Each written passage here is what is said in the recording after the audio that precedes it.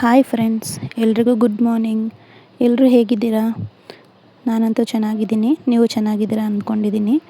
Welcome back to my daily vlogs. ಇದು ನನ್ನ Sunday vlog ಆಗಿರುತ್ತೆ.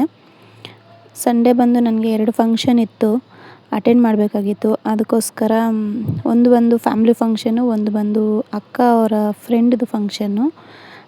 ಫಂಕ್ಷನ್ ಅಂದರೆ ಒಂದು ಎಂಗೇಜ್ಮೆಂಟು, ಒಂದು ರಿಸೆಪ್ಷನ್ನು.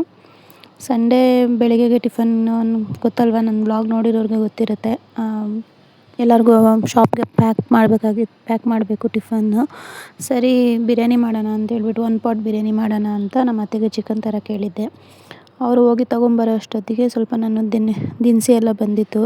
ಅದೆಲ್ಲ ರೀಪ್ಯಾಕ್ ಮಾಡೋಣ ಅಂತೇಳ್ಬಿಟ್ಟು ಎಲ್ಲ ಏನೇನು ದಿನಸಿ ಬಂದಿದೆ ಅಂತ ಚೆಕ್ ಮಾಡಿ ಎಲ್ಲ ಯಾವ್ಯಾವ ಬಾಕ್ಸಲ್ಲಿ ಖಾಲಿ ಆಗಿದೆ ಅಂತ ನೋಡಿ ಎಲ್ಲ ರೀಸ್ಟೋರ್ ಮಾಡಿ ಅವ್ರು ಬರೋ ಅಷ್ಟೊತ್ತಿಗೆ ಈರುಳ್ಳಿ ಬೆಳ್ಳುಳ್ಳಿ ಎಲ್ಲ ಬಿಡಿಸ್ಕೊಳೋಣ ಅಂತ ಅಂದ್ಕೊಂಡೆ. ಅಷ್ಟೊತ್ತಿಗೆ ನಮ್ಮ ಅತ್ತೆ ಬಂದು ಹೇಳಿದ್ರು, ಇನ್ನು ಚಿಕನ್ ಅವರು ರೆಡಿನೇ ಮಾಡಿಲ್ಲ, ಇನ್ನೂ ಲೇಟ್ ಆಗುತ್ತಂತೆ ಅಂತೇಳ್ಬಿಟ್ಟು. ಓಕೆ, ನಾನು ಆಮೇಲೆ ಬಂದು ಹೋಗಿ ತೊಗೊಂಡು ಬರ್ತೀನಿ, ನೀವು ಬನ್ನಿ ಅಂತ ಹೇಳಿದೆ. ಸರಿ, ಅವ್ರು ರೆಡಿ ಆಗೋ ಅಷ್ಟೊತ್ತಿಗೆ ನಾನು ಈರುಳ್ಳಿ ಬೆಳ್ಳುಳ್ಳಿ ಎಲ್ಲ ಬಿಡಿಸ್ಕೊಂಡು, ಟೊಮೆಟೊ ಈರುಳ್ಳಿ ಎಲ್ಲ ಕಟ್ ಮಾಡಿಕೊಂಡು ಹೋಗೋಣ ಅಂತ ಕಟ್ ಮಾಡ್ಕೊಂಡೆಲ್ಲ ಇದು ಮಾಡ್ಕೊಂಡು, ಆಮೇಲೆ ಮತ್ತೆ ನಾನು ಹೋಗಿ ಚಿಕನ್ ಎಲ್ಲ ತೊಗೊಂಡು ಬಂದು ಬಿರಿಯಾನಿ ರೆಡಿ ಮಾಡಿದ್ವಿ.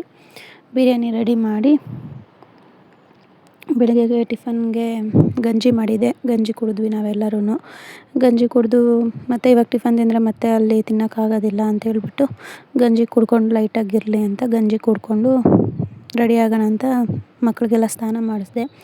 ನಾವೀಗ ಎಲ್ಲಾದರೂ ಒಂದು ಕಡೆ ಹೋಗಬೇಕು ಅಂದರೆ ಫಸ್ಟು ನಾವು ರೆಡಿ ಆಗ್ತೀವೋ ಇಲ್ವೋ, ಮಕ್ಕಳನ್ನ ಫಸ್ಟು ರೆಡಿ ಮಾಡಬೇಕು. ಯಾಕಂದರೆ ನಾವೇ ಫಸ್ಟು ರೆಡಿ ಆಗಿಬಿಟ್ರೆ ಈ ಚಿಕ್ಕ ಮಕ್ಕಳಿರೋ ಕಡೆ ನಾವು ರೆಡಿ ಆದಮೇಲೆ ನಾವು ರೆಡಿ ಆಗಿರೋದೆಲ್ಲ 10 ನಿಮಿಷ ಕೂಡ ಇರೋದಿಲ್ಲ ಸ್ಟೇ ಆಗಿ.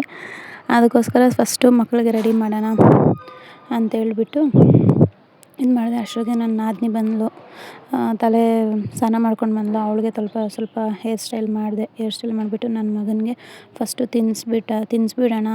ಯಾಕಂದರೆ ಅವ್ರಿಗೆ ಹೊಟ್ಟೆಯಲ್ಲಿ ಫುಲ್ಲಾಗಿತ್ತು ಅಂತಂದರೆ ಅವರು ತುಂಬ ಹೊತ್ತು ಸೈಲೆಂಟಾಗಿರ್ತಾರೆ. ಇಲ್ಲಾಂದರೆ ನಮಗೆ ಒಂದು ಕಡೆ ಇರೋದಕ್ಕೆ ಬಿಡೋದಿಲ್ಲ. ಫಸ್ಟ್ ಅವನಿಗೆ ಸ್ನಾನ ಮಾಡಿಸ್ಕೊಂಬಂದು ತಿನ್ನಿಸ್ಬಿಟ್ಟು ಆಮೇಲೆ ಅವ್ನಿಗೆ ರೆಡಿ ಮಾಡೋಣ ಅಂದ್ಕೊಂಡೆ. ಅಷ್ಟೊತ್ತಿಗೆ ನನ್ನ ಮಗಳು ಬಟ್ಟೆ ಎಲ್ಲ ಹಾಕ್ಕೊಂಡು ಬಂದಮೇಲೆ ಅವಳಿಗೆ ಸ್ವಲ್ಪ ಫೇಸ್ಗೆ ಕ್ರೀಮೆಲ್ಲ ಹಾಕಿ ಬಟನೆಲ್ಲ ಹಾಕಿ ಅವಳಿಗೆ ರೆಡಿ ಮಾಡಿದೆ. ಆಮೇಲೆ ನನ್ನ ಮಗನ್ನ ಕರ್ಕೊಂಡೋಗಿ ಅವನಿಗೆಲ್ಲ ಫುಡ್ ಫೀಡ್ ಮಾಡಿಸ್ಬಿಟ್ಟು ನನ್ನ ಮಗನಿಗೆ ರೆಡಿ ಮಾಡಿದೆ. ಮಕ್ಕಳಂತೂ ನಾವೆಲ್ಲಾದರೂ ಹೋಗಬೇಕು ಅಂದಾಗ ಅವರೂ ರೆಡಿ ಆಗೋದಿಲ್ಲ, ನಮಗೂ ರೆಡಿ ಆಗೋಕ್ಕೆ ಬಿಡೋದಿಲ್ಲ. ಇದು ಯಾರ್ಯಾರು ಚಿಕ್ಕ ಮಕ್ಕಳನ್ನ ಮೇಂಟೈನ್ ಮಾಡ್ತಾ ಇರ್ತಾರೋ ಎಲ್ಲರಿಗೂ ಗೊತ್ತಿರುತ್ತೆ. ಆ್ಯಕ್ಚುಲಿ ಅದರಲ್ಲೂ ಹೆಣ್ಮಕ್ಳಿಗಿಂತ ಗಂಡು ಮಕ್ಕಳನ್ನ ನಿಜವಾಗ್ಲೂ ನಾನು ಎಕ್ಸ್ಪೆಕ್ಟೇ ಮಾಡಿರಲಿಲ್ಲ. ಗಂಡು ಮಕ್ಕಳನ್ನ ನಾವು ನೋಡ್ಕೊಳೋದು ತುಂಬ ಕಷ್ಟ. ಹೆಣ್ಮಕ್ಳನ್ನ ಹೆಂಗೆ ಬೇಕಾದ್ರೂ ನೋಡ್ಕೊಳ್ಬೋದು. ಆಮೇಲೆ ರೆಡಿ ಮಾಡಿ ಎಲ್ಲ ಆಟೋದಲ್ಲಿ ಹೋದ್ವಿ. ಬೆಳಗ್ಗೆ ಎಂಗೇಜ್ಮೆಂಟ್ ಇತ್ತು. ಎಂಗೇಜ್ಮೆಂಟ್ ಮುಗಿಸ್ಕೊಂಡು ಹೋಗಿ ಮತ್ತೆ ಬಂದು ನೈಟ್ ಸ್ವಲ್ಪ ಆಫ್ಟರ್ನೂನ್ ರೆಸ್ಟ್ ಮಾಡಿ ಈವ್ನಿಂಗ್ ಫಂಕ್ಷನ್ಗೆ ಮತ್ತೆ ಹೋದ್ವಿ. ಅಲ್ಲಿ ಒಂದು ಬಂದು ಸಿಹಿ ಊಟ ಇತ್ತು, ಇನ್ನೊಂದು ಬಂದು ಬಾಡೂಟ ಇತ್ತು. ಮಧ್ಯಾಹ್ನದ ಫುಡ್ಡು ಸಿಹಿ ಊಟ ಇತ್ತು, ನೈಟಲ್ಲಿ ನಾನ್ ವೆಜ್ ಊಟ ಮಾಡ್ಕೊಂಡ್ವಿ. ಅಲ್ಲಿ ಎಲ್ಲ ಚೆನ್ನಾಗಿ ಡೆಕೋರೇಷನ್ ಎಲ್ಲ ಮಾಡಿದರು. ಮತ್ತು ಸೌಂಡ್ ಸಿಸ್ಟಮ್ ಇಟ್ಟಿರೋದ್ರಿಂದ ಎಲ್ಲ ಅವ್ರ ಫ್ಯಾಮ್ಲಿಯವರೆಲ್ಲ ಡ್ಯಾನ್ಸ್ ಆಡ್ತಾಯಿದ್ರು. ಎಲ್ಲ ನೋಡಿಕೊಂಡು ಮತ್ತೆ ಮನೆಗೆ ರಿಟರ್ನ್ ಆಗೋ ಅಷ್ಟೊತ್ತಿಗೆ ನಮಗೆ 10:30 ಆಗೋಗಿತ್ತು. ಮತ್ತೆ ಮನೆಗೆ ಬಂದು ನನ್ನ ಮಗನಿಗೆ ಸ್ವಲ್ಪ ಓಟ್ಸ್ದು ಸರಿ ಇದೆಯಲ್ಲ, ಆ ಸರಿನ ತಿನ್ನಿಸ್ಬಿಟ್ಟು ಆವತ್ತಿನ ಡೇ ಕಂಪ್ಲೀಟ್ ಮಾಡಿದ್ವಿ. ಯಾಕಂದರೆ ಆವತ್ತು ಅವ್ರಿಗೆ ನಾವು ಫುಲ್ ಡೇ ನನ್ನ ಮಗ ಅಲ್ಲೇನೂ ತಿಂದಿರಲಿಲ್ಲ, ಅವನಿಗೆ ತಿನ್ನಿಸಿ ಫುಲ್ ಡೇ ಕಂಪ್ಲೀಟ್ ಮಾಡಿದ್ವಿ. ಇದು ನನ್ನ ಸಂಡೇ ವ್ಲಾಗ್.